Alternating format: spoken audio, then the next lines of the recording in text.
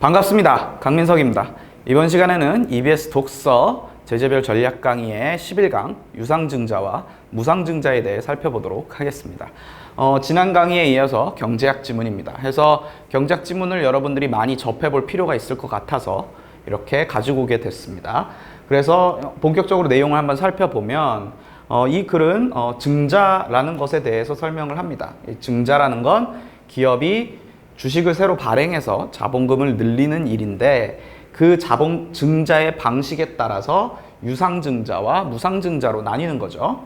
그리고 이제 다시 유상증자와 무상증자의 의미를 설명하면서 유상증자를 다시 이제 나누는데 이 유상증자를 나눌 때 모집 대상에 따라서 주주 배정 방식, 일반 공모 방식, 제3자 배정 방식으로 나눌 수가 있고 그리고 주식 가격을 책정하는 방식에 따라서 액면 발행과 시가 발행 이렇게 두 가지로 나눌 수 있다. 그래서 이런 식으로 구성이 된 글이다 정도를 이해하고 넘어가시면 될 것 같고 경제학 지문이다 보니까 여러분들이 이 경제학 글들을 어떤 식으로 읽어야 할지에 대한 방법이 없으면 좀 읽기가 불편한 감이 없지 않을 거예요.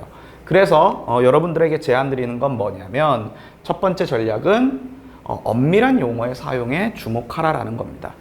이거는 무엇과 좀 대비되는 거냐면 인문예술 영역. 인문예술 영역에서는 제가 뭘 제안드렸냐면 개념의 의미관계. 이거는 무엇과 무엇? 유사성과 차이에 따라서 유사성과 차이에 따라서 개념들의 의미관계를 파악하라고 말씀을 드렸었어요. 비슷한 의미를 가지는 것들 혹은 상반된 의미를 가지는 것들 이런 것들을 묶어서 이해를 해라. 왜냐? 이런 비슷한 의미를 가진 단어들이 어떻게 글의 전반적인 논리를 구성하고 있다. 그렇게 얘기를 했었는데 경제지문에서는 비슷한 단어는 없어요. 자, A란 단어가 있으면 A란 단어에 스몰 a라는 의미가 규정이 되어 있으면 이 A란 단어는 이대로만 쓰는 거예요. B라는 단어와 A란 단어가 이렇게 있으면 A와 B는 엄격하게 의미가 다른 거예요. 물론 A와 비슷하게 생긴 단어가 있을 수도 있어요. 그러면 이거에 대응하는 A-라는 의미도 있겠죠. 그런데 요 단어와 요 단어의 의미는 엄밀하게 다른 것이다 라는 거예요. 자, 인문예술 파트에서는 어떤 방식으로 쓰이냐면 A라는 단어가 있고 이것과 비슷한 A-라는 단어가 있고 그리고 A-라는 단어가 있는데 얘네들이 의미가 유사해. 그러면 얘가 쓰일 자리에 얘가 쓰이기도 하고 얘가 쓰이기도 한다는 거예요. 그래서 이 의미가 요 단어가 의미가 이렇게 쓰이기도 하고 이렇게 쓰이기도 하고 그래서 비슷한 단어들이 교체되는 그런 인문예술의 어휘 사용법에 비해서 경제지문, 특히 법과 경제지문 같은 경우에는 엄밀하게 그 단어의 의미가 규정이 되어 있다. 그래서 어떤 특정 단어가 있으면 그 특정 단어의 뜻을 규정을 해주면 정의를 해주면 그 뜻대로만 써라 라는 의미입니다. 이거 되게 중요합니다. 자, 그리고 두 번째, 경제지문의 독해 전략으로 어려운 것은 어려운 대로 읽어야 된다라는 거예요. 이것과 관련된 이야기를 제가 말씀을 드렸었죠. 그래서 이거는 일반적으로 비교적 난도가 높은 그런 지문들을 다룰 때 여러분들이 가져야 될 마인드인데 사실 이 경제지문에서 이렇게 파악을 해야 되는 경우가 많습니다. 이런 경우에는 어떻게 하라고 했죠?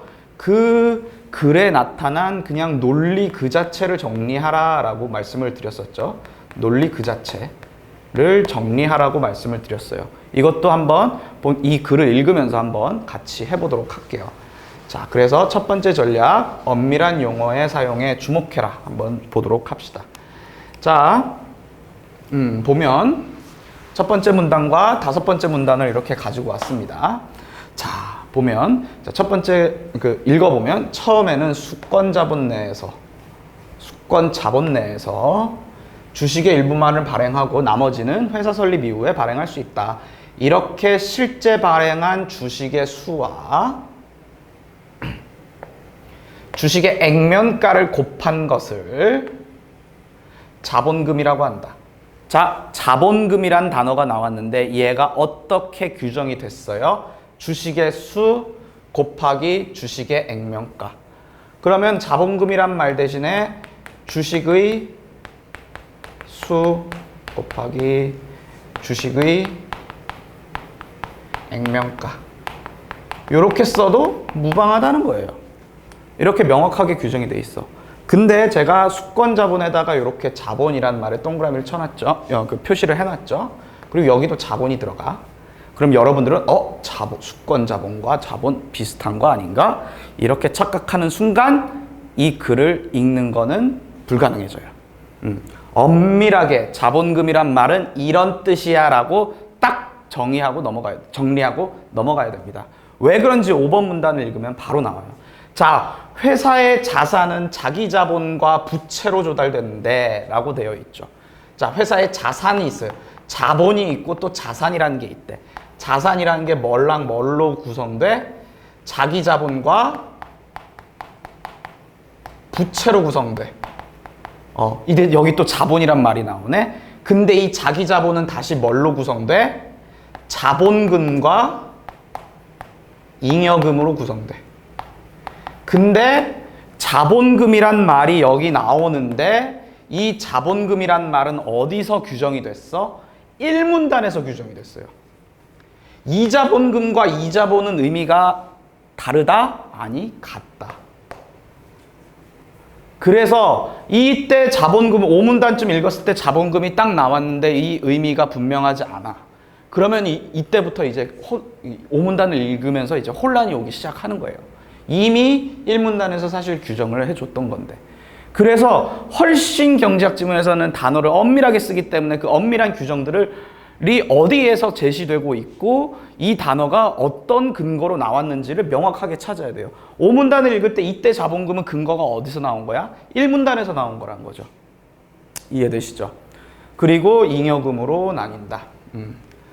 다시 돌아가면 자기 자본은 자본금, 이 자본금이란 건 주식의 발행수 곱하기 주식의 액면가인 거죠. 잉여금으로 나누고 잉여금은 다시 자본금을 바탕으로 해서 얻은 이익인 이익잉여금과 시장의 현재 주가가 액면가보다 높을 때 주식을 새로 발행할 때 발행 가격과 액면가의 차이에 따라서 발생한 이익인 자본잉여금으로 나뉜다. 자, 이 잉여금은 다시 이익잉여금 플러스 자본잉여금. 자, 여러분들이 혼동을 겪는 거는 뭐냐면요. 계속해서 이 기업의 자산에 대해서 이야기를 하는데 자본 또 어디 있죠? 자본금 이렇게 나오고 자본잉여금 이런 말이 나온다고요. 여러분들이 여기서부터 이제 혼동을 하기 시작하는 거예요. 그래서 단어의 규정이 나오는 특히 이렇게 자본금이란 무엇이다 라고 된 부분은 정말 중요하게 표시를 해놔야 돼요. 여기를 이렇게 어떤 식으로 표시를 해도 상관이 없습니다만 여러분들이 다시 돌아가서 읽을 수 있게끔 이게 무슨 뜻이었지? 다시 돌아갈 수 있게끔 이런 용어에 대한 진짜 눈에 보이게끔 표시를 해놔야 돼요. 왜냐? 다시 돌아가야 되거든요. 5문단 읽다가 자본금이 뭐였지 하고 돌아가야 돼. 그래서 이 용어 규정은 명확하게 표시를 해 놓으셔야 된다라는 거를 제가 말씀을 드리는 거예요. 그리고 앞서서 나온 어떤 용어에 대한 규정은 그 뒤에 다시 쓰일 수 있기 때문에 그 규정된 용어는 다시 쓰일 수 있기 때문에 명심을 해둬라. 그래서 이 용어의 의미가 규정된 것에 따른 어떤 흐름, 의미의 흐름 이런 것들을 놓치면 여러분들이 글을 읽지 못하게 될 것이다 라는 겁니다. 자, 여기까지 해서 첫 번째 전략에 대한 소개를 해드렸고요. 이 부분 정말 경제학 지문을 읽는데 대단히 중요한 부분이니까 꼭 명심하실 수 있기를 바랍니다. 자, 두 번째 전략에 대해서 살펴보도록 하겠습니다. 어려운 것은 어려운 대로. 여러분들이 자꾸 이런 어려운 글들, 여러분들이 쉽게 이해하기 쉽지 않은 그런 글들을 많이 읽어보셔야 돼요. 그리고 어려운 걸, 그래. 이게 좀 내가 이해하기 어렵지만 그래도 못 읽을 정도는 아니다. 이 글에서 이러이러한 정보는 제공하고 있구나. 라는 거를 파악하시는 연습을 하셔야 돼요. 그래서 이건 사실은 수능 독서를 공부한다는 차원이 아니고 대학 가서도 마찬가지예요. 여러분들이 대학 가서도 책을 읽는데 여러분들이 이해할 수 있는 책은 거의 없어요. 하지만 어렵지만 나름 이런 정보들은 정리할 수 있네. 이런 식으로 하면서 나중에 계속 읽다 보면 이해가 되는 거죠. 그러니까 여러분들이 공부할 때 두 가지 전략이 있어야 되는 거는 뭐냐면 첫 번째는 있는 그대로 이해하기. 있는 그대로 이해한다는 건 그 글의 내용을 이해하지 못한다는 거예요. 근데 있는 그대로 이해하면 여러분들이 문제는 풀 수 있어. 충분히 풀 수 있어요. 그리고 진심으로 이해하는 그 과정도 필요해요. 이거는 독해 실력과 관련된 거예요. 그러니까 여러분들이 주로 국어 공부를 할 때 중심을 두는 건 이 문제를 풀어야 된다는 강박 때문에 문제를 푸는 데 필요한 이 글의 내용을 그냥 있는 그대로 읽고 말아버리는 거야. 그래서 문제를 푸는데 충분히 적합한지 안 적합한지만 이 정보들을 따지는 거지. 근데 그 정보가 어떤 내용인지는 이해를 못해. 근데 이렇게만 풀면 여러분들이 정말 어려운 글이 갑자기 나오거나 낯선 주제의 글이 갑자기 나올 때 여러분들이 당황하게 돼요. 기본적으로 어떤 독해 실력은 가지고 가셔야 된다. 근데 이런 글들은 사실은 이걸 연습하기도 좋고 이걸 연습하기도 좋아요. 일단은 읽어봐요. 읽어봐서 내용이 쉽게 이해가 되진 않아. 하지만 정리는 할 수 있어. 그래서 그렇게 정리를 해보고 난 다음에 조금 나중에 한번 다시 보는 거예요. 이 글을.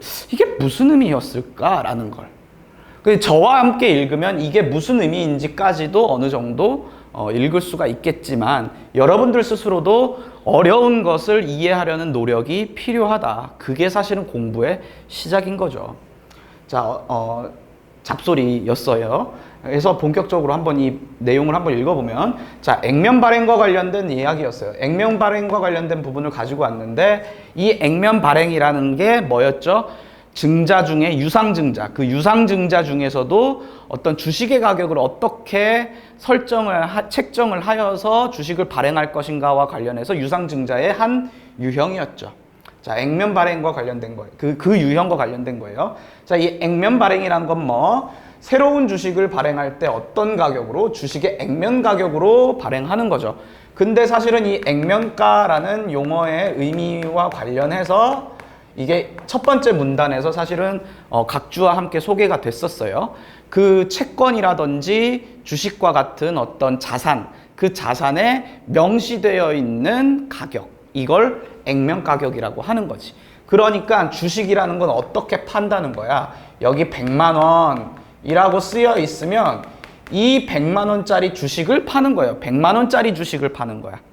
이해되시죠? 근데 얘가 실제 시장에서 어떤 가격으로 거래될지는 몰라. 하지만 여기 표시되어 있는 가격은 100만 원이야. 이해되시죠? 그래서 이 액면 가격이 있는데 이 액면 가격으로 판매하는 게 액면 발행이었잖아. 그쵸? 그러면 이럴 때 한번 가정을 해보자고요. 10,000원짜리 주식이 있다 칩시다. 근데 이 10,000원짜리 주식이란 건 액면 가격이 10,000원이란 거야. 근데 이 주식의 액면 가격보다 시장 가격이 더 높을 경우, 실제 이 10,000원짜리 주식을 팔지만 시장에서는 얼마에 거래돼? 15,000원에 거래된다고 칩시다. 15,000원에 거래되는데 이 경우에 이 10,000원짜리 주식을 가진 주주들은 이걸 시장에 팔면 얼마를 남길 수 있어요? 15,000원에 팔 수 있으니까 액면 가격 10,000원인데 액면 가격 10,000원과 15,000원 간의 차익인 5,000원만큼의 이익을 얻을 수 있다는 거죠. 그러니까 이 액면 가격인 경우에는 액면 가격과 시장 가격 간의 격차가 발생하고 그에 따라서 주주들은 새로운 주식을 시장에 매도하여 수익을 얻을 것이다라는 거죠. 그쵸? 반면 시가 발행 같은 경우에, 자, 시가 발행을 한다 칩시다. 자, 10,000원짜리 주식이 있어요. 근데 이 10,000원짜리 주식을 10,000원에 파는 게 액면 발행이었잖아.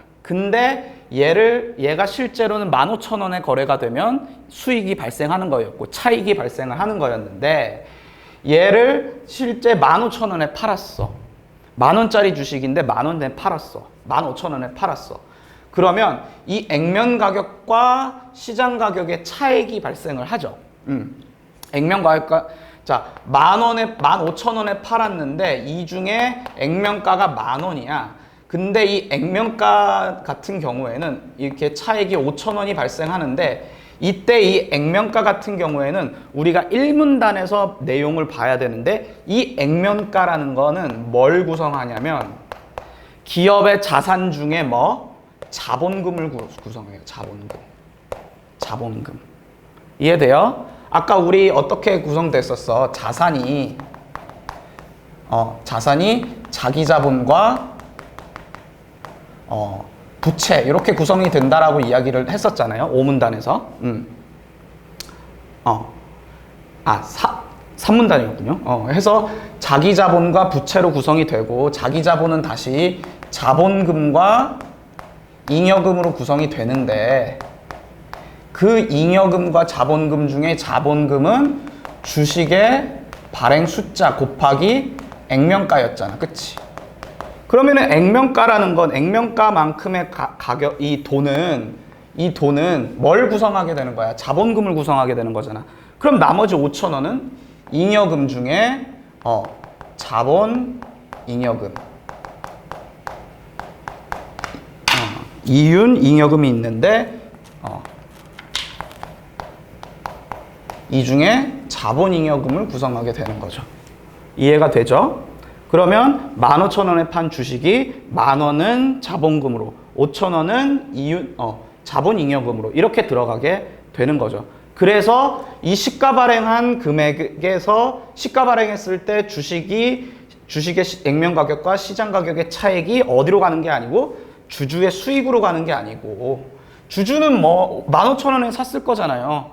이 주식을. 그러면은 주식의 가격이 15,000원보다 더 오를 때 아니면 이걸 팔지는 않겠죠. 그러니까 계속 가지고 있을 거라고. 만약에 그걸 판다고 하더라도 그거는 주식의 시장 가격이 올랐기 때문에 파는 것이지 기본적으로 액면가와 시장 가격 간의 차익 때문에 파는 건 아닐 거란 말이죠. 그러니까 주주의 수익으로 가는 게 아니고 어디로 가는 거야? 자본잉여금으로 가는 거지. 이 5,000원이. 그래서 이런 장점이 있고 그렇기 때문에 액면 발행과 시가 발행 중에 후자의 방법, 즉 시가 발행을 택하는 기업들이 많다라는 거죠.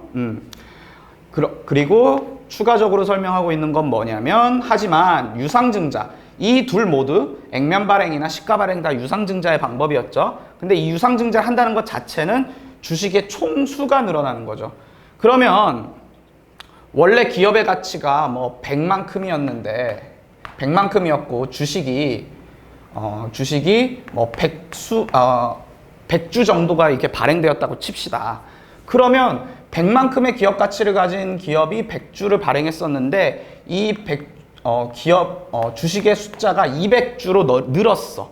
그러면 이 100주만큼 1만큼의 각 주식이 1만큼의 기업 가치를 대변하고 있었는데 200주가 되면 어떻게 되겠어요?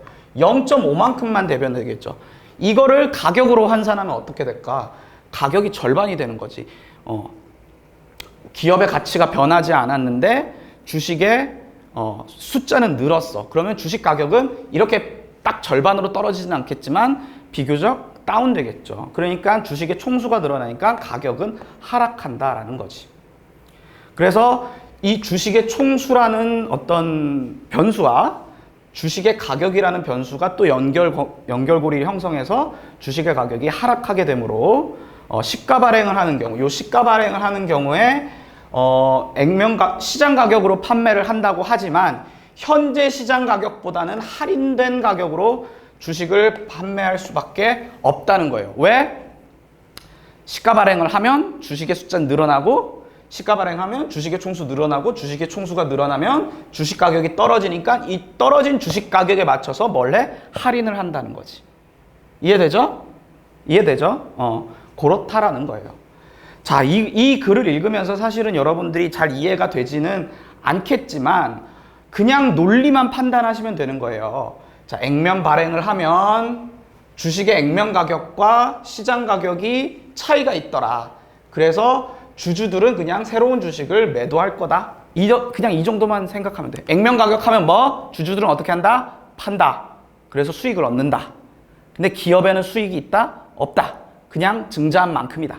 근데 시가 발행을 할 때 뭐? 액면 가격과 시장 가격의 차익이 주주의 수익으로 안 간다. 왜 그런지 몰라도 안 간다는 것만 알면 돼요.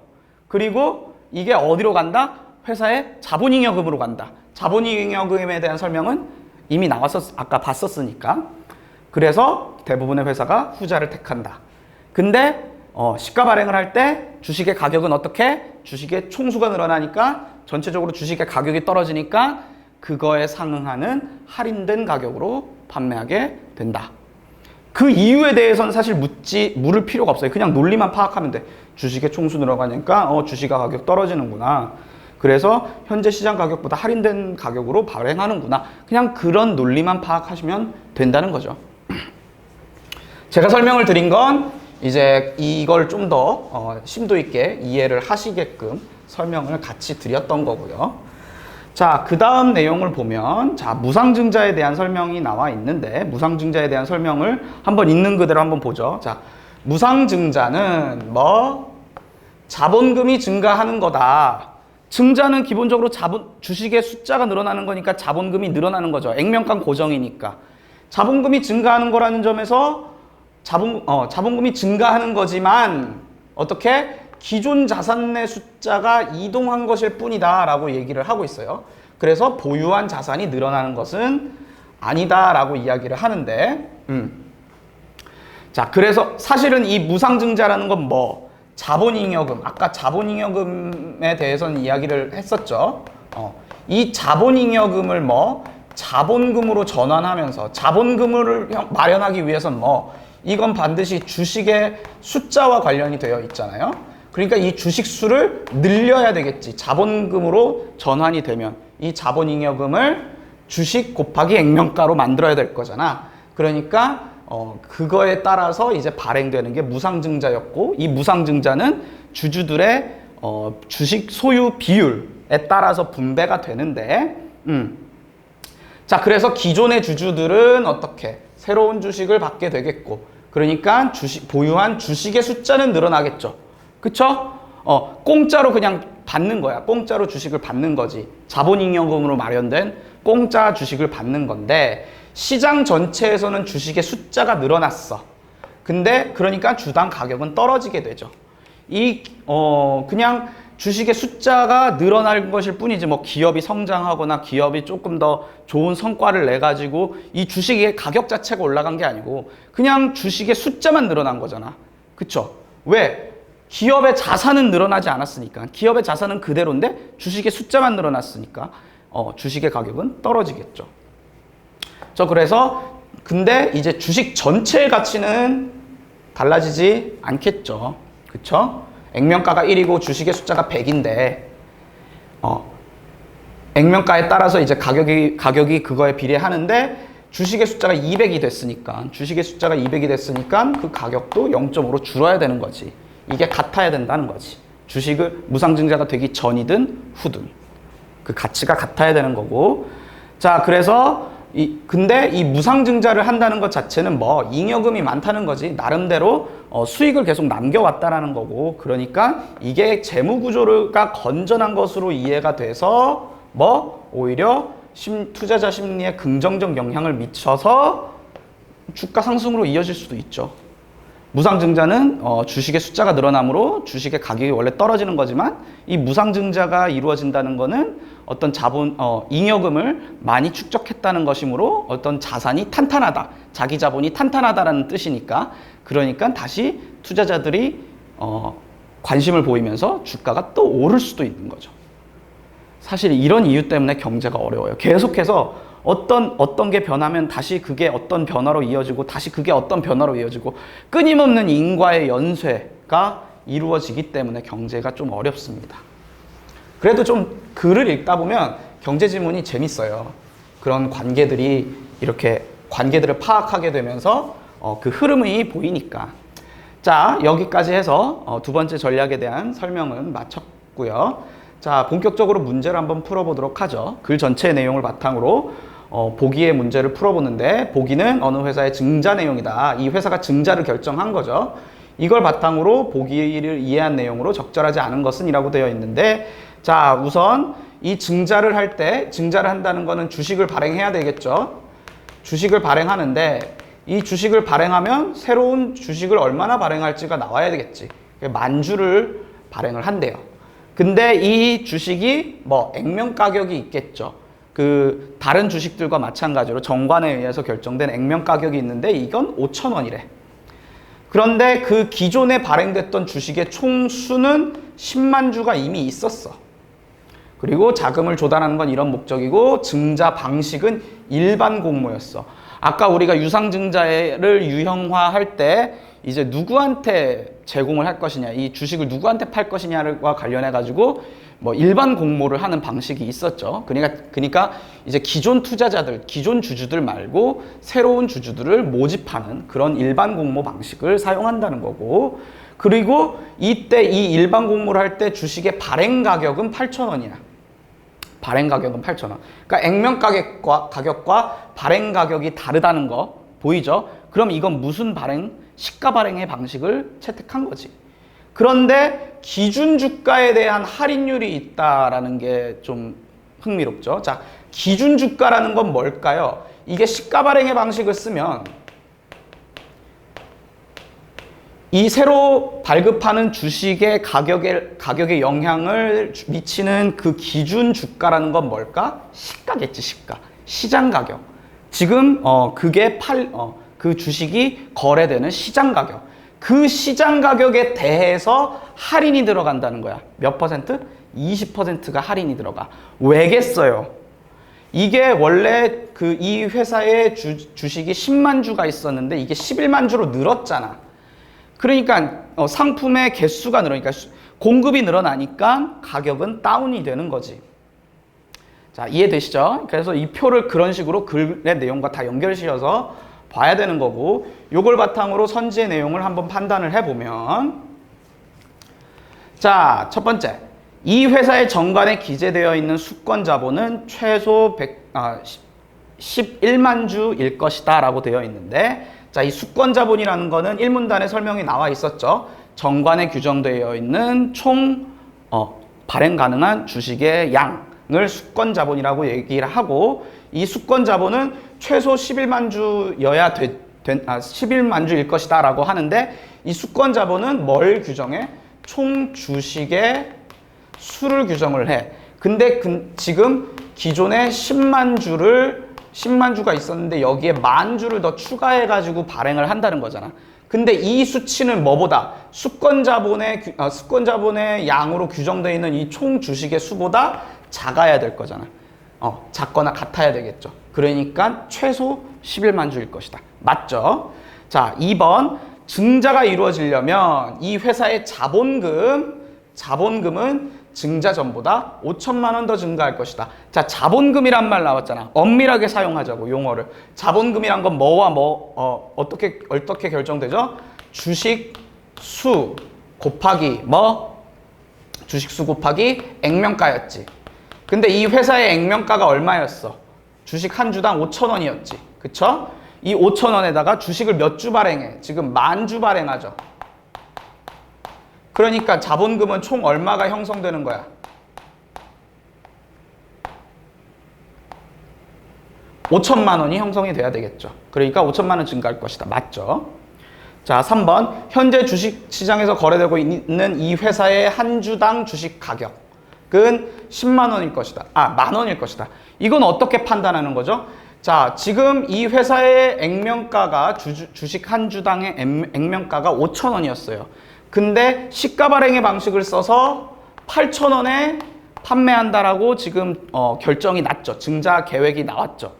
그런데 이 8,000원이라는 건 기준 주가, 기준이 되는 어떤 주가에서 20% 할인이 된 거란 말이지. 그러면은 20%가 할인됐다는 건 이 8,000원이라는 가격은 8,000원이라는 가격은 뭐 기준주가의 가격의 80%다라고 이렇게 이해를 할 수가 있겠죠. 즉 X는 얼마? 10,000원이 이렇게 나오겠죠. 간단한 간단한 산수 수준에서 우리가 해결할 수가 있죠. 그래서 한 주당 실제 지금 시장에서 거래되는 가격은 10,000원일 것이다. 적절하죠. 자, 4번. 증자가 이루어지면 이 회사에는 새로운 주주를 모을 수 있지만 기존 주주들은 손해를 볼 수가 있다라는 거죠.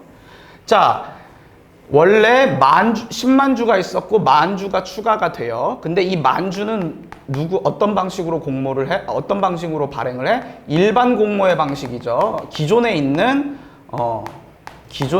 주주들한테 판매하는 방식이 아니란 말이죠. 주주 배당 방식이 아니란 말이지. 그러니까 새로운 주주들이 생기겠죠. 근데 이 10만 주를 대상으로 2만 주 뭐 이렇게 가지고 있다고 치면 10만 주 중에 2만 주를 가지고 있던 사람은 주식의 수가 11만 주가 되면 어때? 그 전체 주식의 보유 비율은 떨어지겠죠. 그쵸? 원래는 10만 분의 2만의 비율로 가지고 있었는데 이제는 11만 분의 2만의 비율로 가지게 돼. 그러니까 주식이 늘어나고 이 주식이 기존 주주가 아닌 새로운 주주들에게 판매가 되면 기존 주주들이 뭐가 주식 보유 비율이 떨어지기 때문에 이 사람들은 손해를 볼 수밖에 없는 거죠. 그래서 이것도 적절하죠. 자, 5번. 이 회사는 신규 사업 자금 마련을 위해 유상증자를 통해 자본잉여금으로 1주당 8,000원씩을 적립하게 될 것이다 라고 되어 있는데 사실은 이 자본잉여금이라는 거는 어떻게 결정이 되는 거였어요. 어떤 주식의 액면가와 그 주식의 시장 가격 간의 차이에 의해서 결정이 되는 거였죠. 근데 지금은 시장 가격이 더 높게 책정이 되어 있죠. 일반적으로 시장 가격이 더 높게 책정이 돼요. 원래 처음에는 10,000원짜리 액면가가 10,000원짜리 주식을 발행했다고 하더라도 기업의 가치가 높아지면서 이게 점점 그 주식의 가치가 올라가거든요. 왜냐? 그 주식을 가지고 나중에 배당을 받게 될 거니까. 그 기업이 점점 성장을 하면 더 많은 배당을 받겠죠. 그래서 주식의 액면가와 다르게 시장 가격은 점점 올라가는 거야. 그래서 시장 가격이 지금 올라가 있는 상태라고. 시장 가격이 얼마? 10,000원으로 올라가 있는 상태란 말이지. 그쵸? 근데 지금 증자할 때는 신규 사업 자금을 마련하기 위해서 증자를 할 때는 얼마에? 8,000원에 팔 거라고. 그쵸? 근데 이 8,000원은 액면가 5,000원이 있고 그것의 차액인 3,000원이 있을 거야. 그래서 이때 5,000원은 어디로 들어가는 거야? 사실은 자본금으로 들어가는 거죠. 자본금으로 들어가는 거고 이 차액이 뭐가 돼야 되는 거야? 자본잉여금이 되는 거지. 이해돼요? 그러면 자본잉여금으로 한 주당 얼마? 8,000원이 아니고 3,000원을 적립하게 되겠죠. 그래서 적절하지 않은 것 5번. 자, 경제학 질문은 항상 이렇게 좀 어려운 감이 없지 않아요. 여러분들이 바짝 긴장하고 여러분들이 이해하려고 노력을 해야 된다는 겁니다. 그래서 기본적으로 제가 말씀드렸다시피 글의 논리를 있는 그대로 파악하는 연습과 함께 그 글의 내용을 좀 심층적으로 이해해 보려는 연습도 같이 하셔야 전반적인 어떤 독서의 능력이 향상된다는 거 꼭 잊지 마시고 10일간 강의 여기까지 하도록 하겠습니다. 수업 듣느라고 고생 많으셨습니다. 감사합니다.